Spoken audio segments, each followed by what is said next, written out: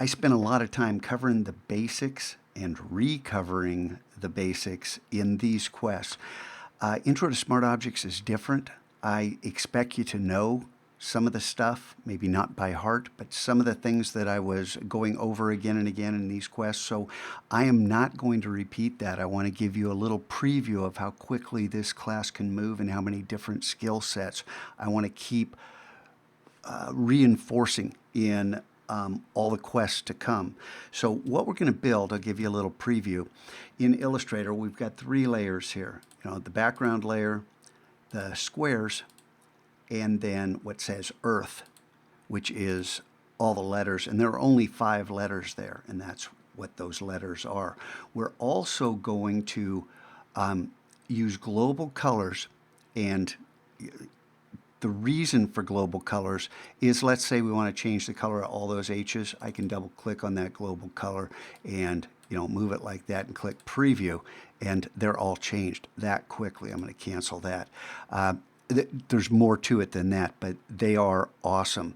And we're going to use symbols, and the reason for that is because it allows us to work really smart. And if I wanted to change each of these squares to a different shape, I could do it by making one symbol and swapping out that new symbol for that one.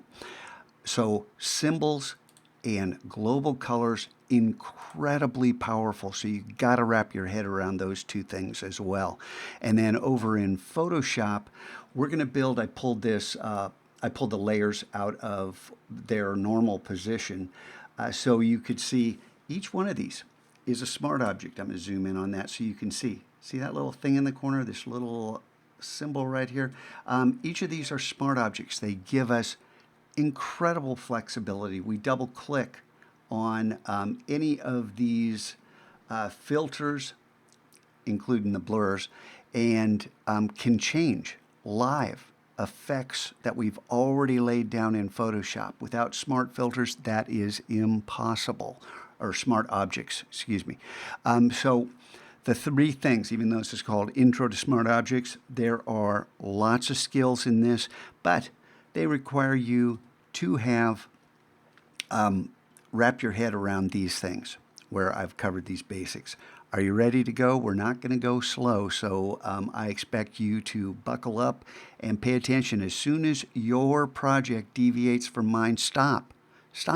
Go back, find out where did you go wrong? Do you have these 3 layers? If you hide the squares, do all the squares hide and nothing else? If you hide the Earth, do all the letters disappear? You get it, right? Okay, so this is going to be fun.